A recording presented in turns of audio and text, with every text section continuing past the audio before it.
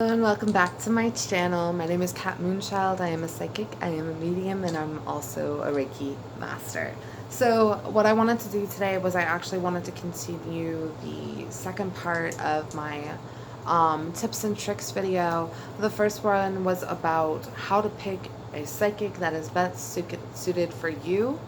And the second part is how to best choose your own reading style based on your own psychic or intuitive ability. Now that I'm thinking about it, I actually kind of feel like I did it a little out of order. I never even did a what are the different kinds of psychic abilities kinds of video. That I actually want to do next week, the different kinds of psychic abilities and what they are. But for now, we're actually going to just do a brief description on the different kinds of reading styles there are, and I'm going to try to give a brief summary of as many different styles as possible. I'm going to try to keep this video about a half an hour, but one of the first places I wanted to start was actually tarot and oracle, one of the most familiar tools. There's a lot of different kinds of tarot cards and oracle cards. I actually have some right here. This is a great example of oracle. Energy oracle. The difference between tarot and oracle is tarot is a standard 78 card deck. 56 minor arcana, 22 major arcana, traditionally speaking, and you don't get that same transition, but I literally have oracle deck, Hawaiian oracle deck, energy oracle deck, past life oracle deck, which is lovely. My Phoenix Oracle, animal. My friend is borrowing my angel deck, so excuse me, I can't show you that, but my animal spirit deck. And this is just some really great examples of the different kind of oracle decks that there are. So if you really see the difference between oracle and tarot is pretty standard, pretty much the same, except the subject matter can change, but you'll have those 78 cards traditionally speaking. If it's not the 78 cards, it's more of a oracle tarot, which does exist. Like one of my favorite oracle cards that are based off of tarot cards is called the Psychic Tarot. That's a great combination. That's a little bit more of an advanced deck, honestly, for oracle cards. If you're looking to just get into oracle cards from the beginning, I tend to always suggest angel cards. They are some of the easiest cards to use, or oracle cards that have messages on the bottom. So it'll be like having a message like awakening, and then it has a message underneath that. Alice in Wonderland oracle deck has got messages like that, messages from the angels. Angel oracle has got messages like that. So those are very, very easy beginner decks to begin with in terms of oracle, and I always see oracle as easier to start off with than tarot, because with tarot there's so much more to learn. There's 78 different cards, meanings, the keywords to memorize, etc., etc. It can get a little complicated, but tarot is great for exploring our motivations consciously, subconsciously, and physical information, whereas oracle is more emotional information and spiritual information. And that's really a difference between oracle and tarot. Tarot is really great multi-purpose tool for pretty much anyone, except for what I've seen, primarily mediums. I don't see mediums who are primarily claircognizant, which is knowing, and clairaudient, which is hearing. And like I said, I will do a video about the different kind of psychic abilities and the way those messages come through in those psychic abilities. Next week I will try to make a video about that and what that's like. But tarot can actually get in the way of claircognizance and clairaudience, because you're looking at what you're seeing, and clairvoyance is the seeing. So tarot is great for people with sight. Clairvoyance, it's also great for empaths, because sometimes when empaths are doing empathic reading, they're reading emotional information and energy, and when you're reading just energy and not having like a clear-cut focus, tarot can help give you a solid basis in order to gain information for the future. So that's the difference between tarot and oracle as well. And I find oracle a great supportive tool for people who read tarot, because it can reinforce certain messages for you. And for your client that you're reading as well, the oracle can add like a pick-me-up message or a reinforced message where you're getting the same thing, but it's in a much more clear-cut way, where the oracle can present that information to an individual, and they can say, hey, look, I see the romance card coming up, and it says this, and we talked about that in our reading, and it's talking about the same thing that you said in my reading with the tarot. And I like having people pick their own oracle cards about 30% of the time, because that kind of also reinforces it. You picked the card, I didn't touch the deck. You're the one who picked it, you're the one who drew it, but that's kind of like a reinforcer. So that's something to keep in mind for anyone who's looking to do readings professionally. Now, something people ask is, can you read tarot for yourself? I feel like you can, but I do feel like oracle is a better place to start when reading for yourself. But I do think reading tarot for yourself is absolutely a-okay. Just don't use it as a crutch. Don't use it every day. Don't make it like you can't make any decisions. It can be something that you become too attached to. So just be careful with that, guys. Don't get overly attached to your tarot deck. Another kind of reading is scrying. Scrying is like using a crystal ball, using a mirror, using water, using different stones. Now, stone readings, I'll start actually with crystal readings. That's like where you have a bunch of little crystals, and usually people use tumbled ones about this size. You can also do this with charms, scrying. So let's say I have all these stones and I had you pick one. I know the meanings of these stones, and that will tell me what you need as an individual, and that will tell me what you're missing as an individual, what you're drawn to. And a lot of times people put stones in a bowl or in a bag. I prefer where they cannot see, and they pick, because sometimes people want to grab a stone because, ooh, it's pretty, I like that one, and sometimes it's better to just keep them blind so they can't see it. So when they're pulling their stones, it's a lot more randomized, it's a lot more individualistic, and they don't have that external stimulation of where they're motivated because they are always drawn to amethyst. And there are people like that where they'll pick the amethyst because they like amethyst, and that actually happened to one of my coworkers where she picked the wrong message because she liked one stone over the other. And you always want to go for, in stones, what your initial draw is, not just because you like that stone visually more than that one.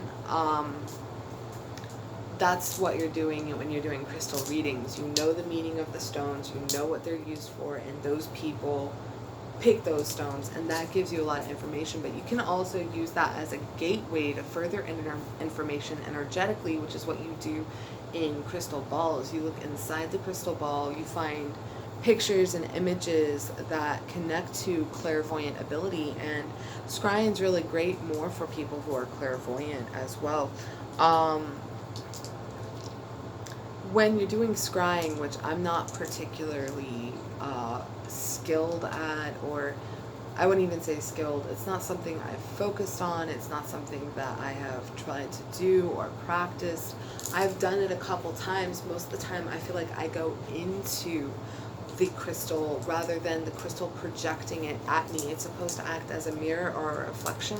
I don't know how else to explain it, but you're supposed to be able to go inside the object and have it reflect at you your own psychic ability and what you see intuitively, clairvoyantly, etc. That is more connected to psychic ability. Mirrors, bottles, water, stones. Now with stones, you're looking for patterns and images, especially in things like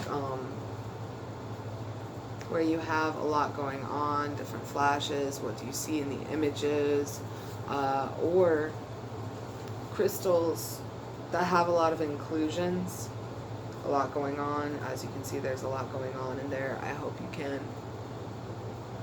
Looks like a little city. But crystal balls, especially when they have a lot of conclusions, which I think crystal balls with more inclusions are better, personally. This is my personal opinion. Some people may not agree with me, but I do find crystal balls with inclusions will allow for a more abstract translation. Now, this is very important. Abstract people connect better with things like scrying and connect better with things like oracle cards than logic thinkers. That's why I started with scrying and oracle, because those are for your abstract clairvoyance. Now, for people that are psychic, claircognizant, clairsentient, but they're logic thinkers, they feel, they see, things like numerology and astrology are better tools for logic thinkers and analytically minded thinkers, people that think in sequences and numbers, because they'll be able to think in patterns. So if it's like you draw correlations, and this means this and this means this, if you add this to it, it changes the meaning. They do work well with tarot, they do, but numerology, astrology, sacred geometry sometimes is better for logic thinkers, especially people that work with numbers and degrees and math. Things like engineers or scientists or like things like that, people with scientific mindedness that need solid fact and solid information. Something like oracle is too abstract for them, it doesn't make sense to them. When you're saying find a picture inside of something, that it's too much. Like when you're looking at astrology and numerology, it's very much consistent and very concise. This means this, this means this, this means this, but that's also why there's so many different aspects of astrology and so many different aspects of numerology, and it covers so many different things. Astrology's got like conjunction, sextile, square, opposition, 45 degrees, so you can have something like Neptune in Gemini at 27 degrees conjunct Mars in Virgo retrograde at 32 degrees. I have no idea what that means, honestly.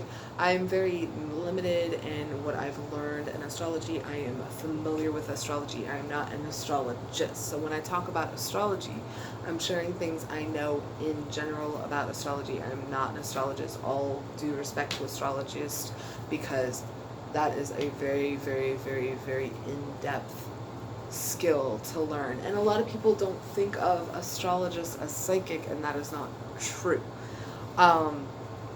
That is their tool. Anything that I'm talking about is merely a tool to help an individual help themselves connect psychically better. So these are different tools that you can explore and learn to aid you in receiving your message, to get clarity in your own personal psychic ability. And that's it.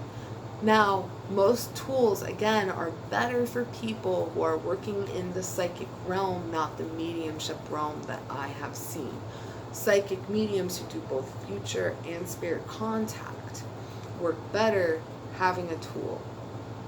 Sometimes. There are psychics that don't necessarily need tools, but I do find tools get in the way traditionally for a lot of mediums. People who, for me, I find are primarily straight mediums and get most of their information directly from spirit contact, get blocked when using tools because it gets in the way of clairaudience. So that's something else, again, to be aware of. Clairaudience, hearing, that's the mediumship, whether it's spirit guide communication, people who have passed over, mediumship, or other spirit contact, because spirit contact is not just limited to human spirits. It can be spirit guides, angels, etc., etc. So a lot of people who do straight readings that people are familiar with, the people you see on TV that don't use any tools whatsoever, they're mediums. They are not psychic in ways of doing future stuff where you're using clairvoyance and you're using this and you're using that.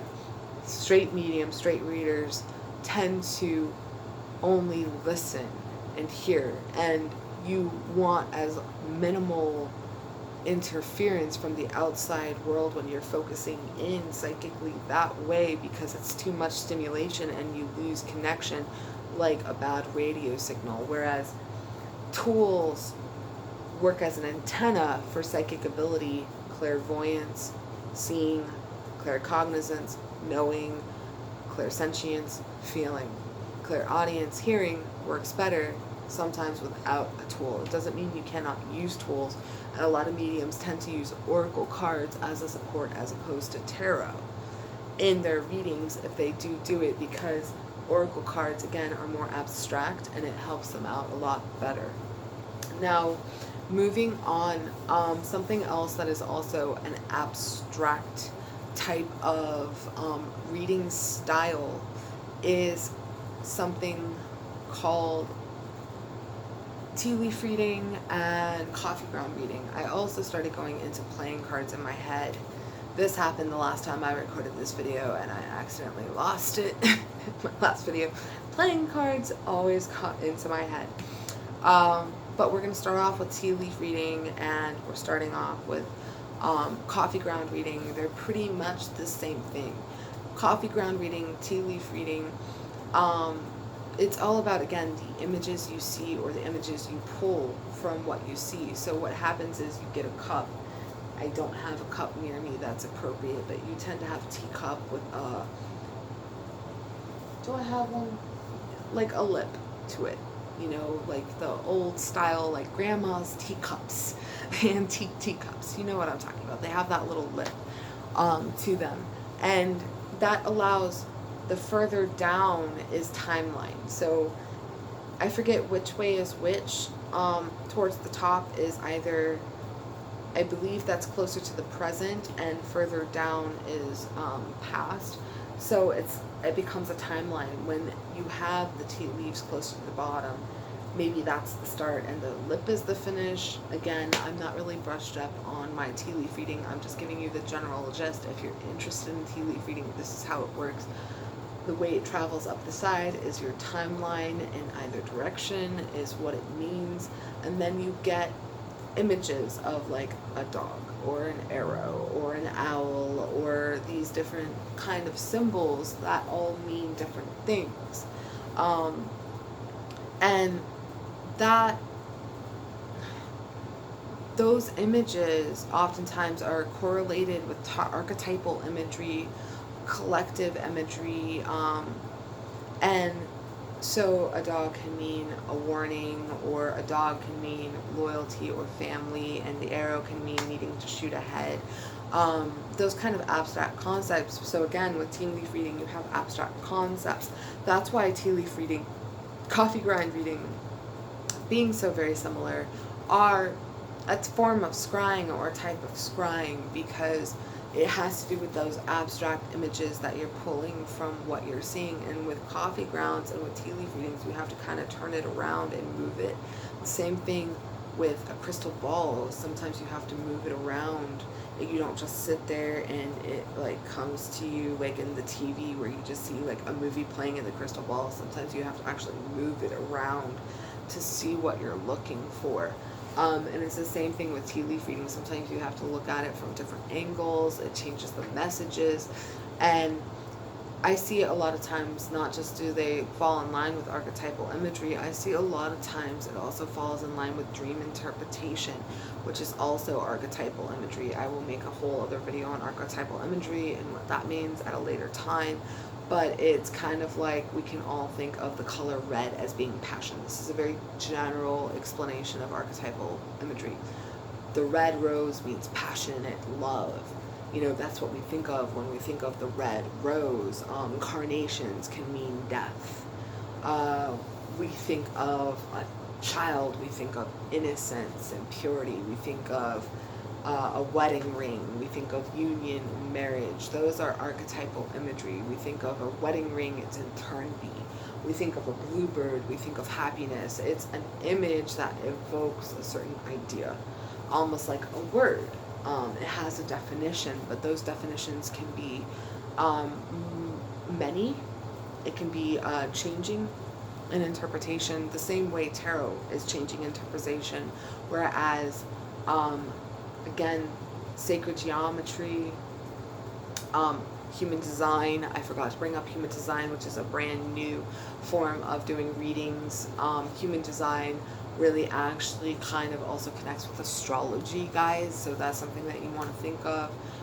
Astrology, numerology, and human design don't have as much interpretation. I haven't even read about human design at all. I'm curious, but I haven't had the time to dedicate to reading into human design, so I can't give you any real information other than I know it combines astrology. So that's something to also think about.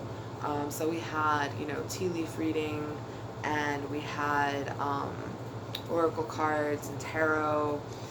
Again, tea leaf reading, coffee grind reading, crystal balls, and wow, my brain is dying. Crystal balls, stone reading, smoke reading, scrying with a mirror or water are all forms of scrying. There's also runes. There's 26 runes in totals. There's a couple different kinds of runes, but the two that I'm most familiar with, or that I know the most about, are the Nordic runes, Nordic runes. I feel like I have sinned. The Nordic runes, they are Norwegian, they are Norse. It said that there's 26 runes in total. It's said that they were brought down by the god Odin from the tree Ragnarok, or Yggdrasil, tree of life. There's a whole lore to that, but it's said that it's Odin who brought language, or written language, to the Nordic people, the Vikings, if you will. That's very loose interpretation. There's also the witches' runes, which are my favorite. I love the witches' runes very much. I enjoy them very much. I love throwing runes. They're a lot of fun. I just see them as fun. With witches' runes, when you throw witches' runes, you can Google witches' runes. I don't have them on me right now as an example, I'm sorry. There's only 8 that I'm using right now. It's like a sun, birds, male, a symbol for male and female, a symbol for conflict, the blank one. Blank is very common. Blank is the unknown, or potential or possibility. When you throw them, the further out they are, the further away the outcome is. So that's something to think about. You can also see it in months. There's also a sun and moon in witches' runes. It's just, witches' runes are, for me, a lot of fun. They're very simple, they're very straightforward, and they're a great, what I like to call, supportive tool. It supports my reading. I also use pendulums a lot for supportive tools when I'm looking for a location on a map, or when I'm looking for a yes or no, very simple yes no answer questions. Pendulums, when using them, you want to keep your hand as still as possible, keep it slack. You want to put it in between your 2 fingers, and you want to try to not move as much as possible. I'm actually going to do a video also to show you how to use some of these different tools that I'm talking about. I think that would be a lot of fun. I'll get a pendulum, and I will get the witches' runes, and I'll show them how I use them. It is a lot of fun, but you can use almost anything as a pendulum. You can use a rosary, a necklace, as long as it has a good swing to it. I unfortunately don't have anything on me today that I can use as an example. I left my pendulums at home. I'm in the office, guys. What can I say? So pendulum, that's really great for simple yes-no questions. Again, remember everything with intention. Anytime you use a tool, make sure you set a very clear intention. All messages be true and accurate. All messages be for the best and highest good. Protected by our angels, our spirit guides, our loved ones, our family members that have passed, a higher power, whatever it is. You always want to set your intentions before you're using these tools. It's extremely, extremely, extremely important. You set your intention before you use any tool whatsoever. Any tool whatsoever. You need to set an intention, guys. Always, every single time. Keep your tools cleansed. I don't care if it's your computer and you download an astrology tool. Keep your computer cleansed. That will absorb the energy of whoever you're reading. Keep your tools cleansed. Selenite, white sage. Selenite, white sage, amethyst. It's a beautiful thing, a simple thing. Some other tools that I don't have as much information on that I'm going to tell you about anyway is seashell readings, using specifically conch shells, bone readings. Most of the times those are sustainably sourced. For the people that I've met that do it, I have no idea how to do it. I know it's a form of scrying. Seashell and bone reading are both a form of scrying. I don't know how to read them. I've never tried.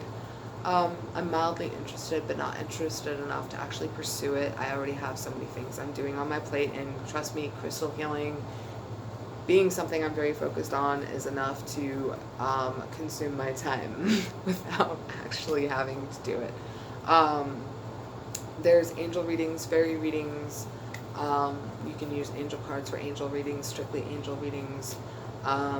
I do know some about angel readings. I do use angel cards in my readings. I do read spirit guides in my readings, so angels are included in that. I kind of lump it all together. I'll make another video on spirits and the different kinds of spirits there are and the different kind of spirit guides that there are, so you guys also have that information. I think that'd be good information for you to have if you're interested in spirit guides, because I work with spirit guides a lot.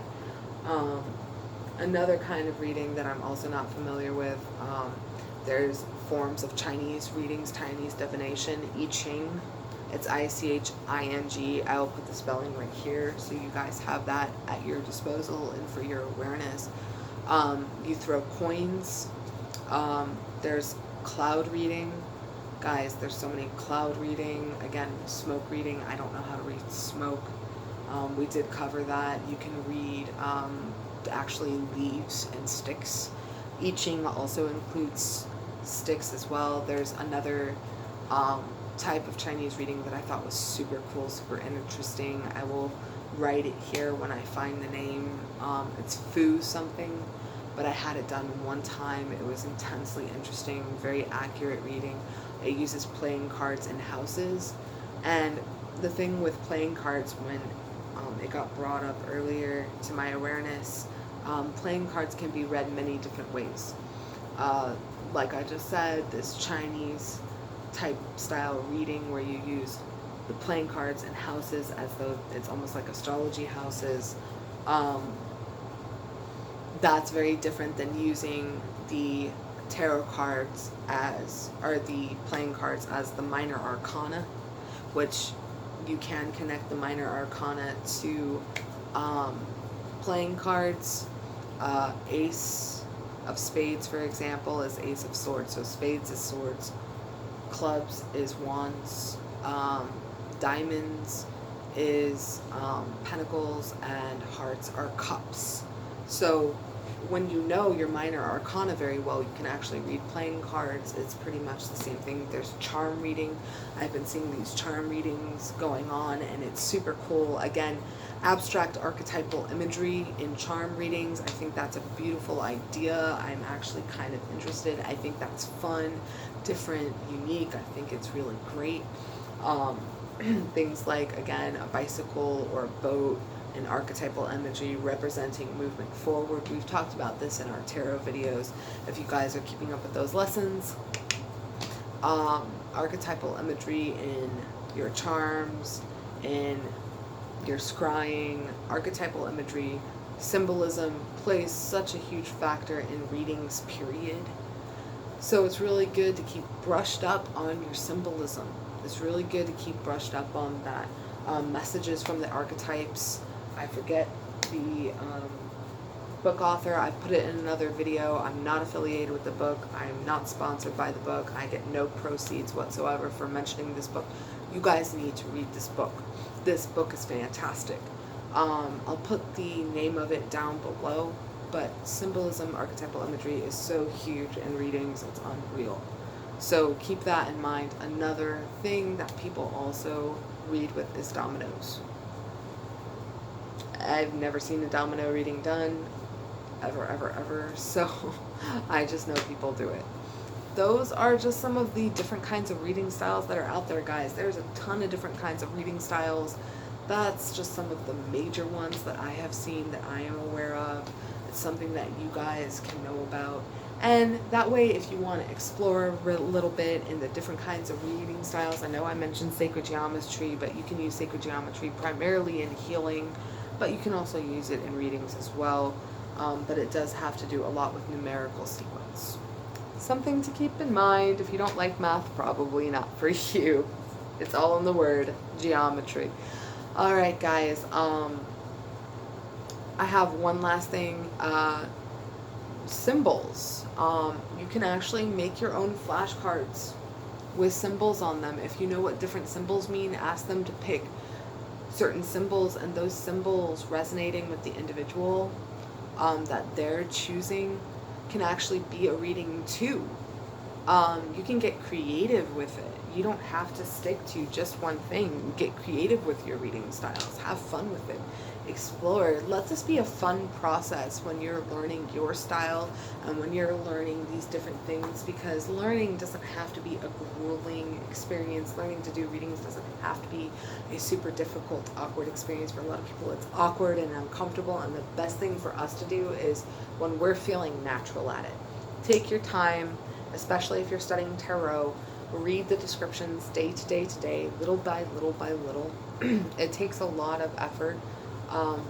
But it's best to connect with your own intuition, put down the card, write down your impression, then read the description, because either you're getting the original meaning of the card in the description when you're reading tarot, or you're getting your own intuitive feeling from the card, using it almost like you're scrying it. You're looking at the archetypal imagery and pulling from the archetypal imagery to get your message, combine it with the original meaning of the card, there's your message. So this is, again, just some A, tips and tricks, and B, some pointers for you in order for you to kind of get comfortable with the reading style and to just give you some general information.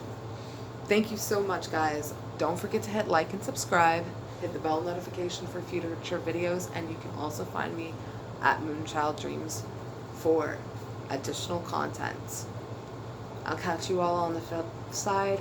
I love you all. Thank you so much. Have a beautiful day.